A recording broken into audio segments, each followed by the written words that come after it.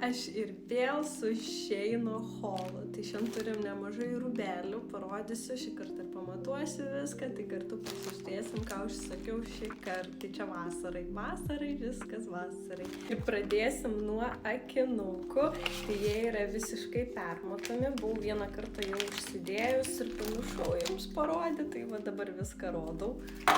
Štai taip jie atrodo.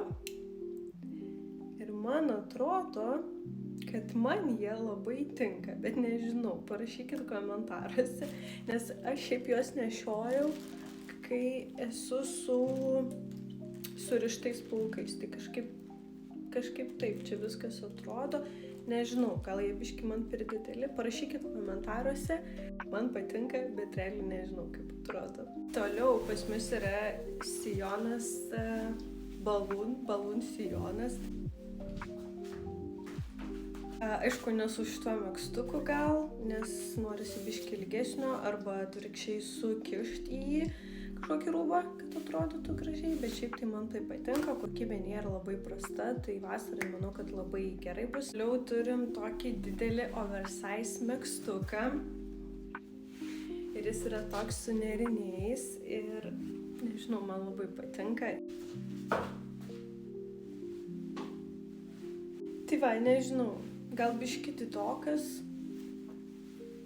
čia, bet vis tiek nešiosiu, nes jis irgi labai fainas, labai malonus ir su baltu kitu sijonu aš jį įsivaizduoju bus neblogai. Tada toliau užsakiau šlepetės, baltas su pūkeliu, kas bent jau niekas neatsiklijavo, tai čia irgi vasarai.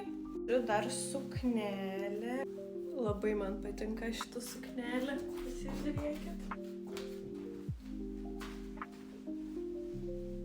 Jinai man tokia romantiška, irgi labai lengvos medžiagos, tai vasarai puikiai tiks.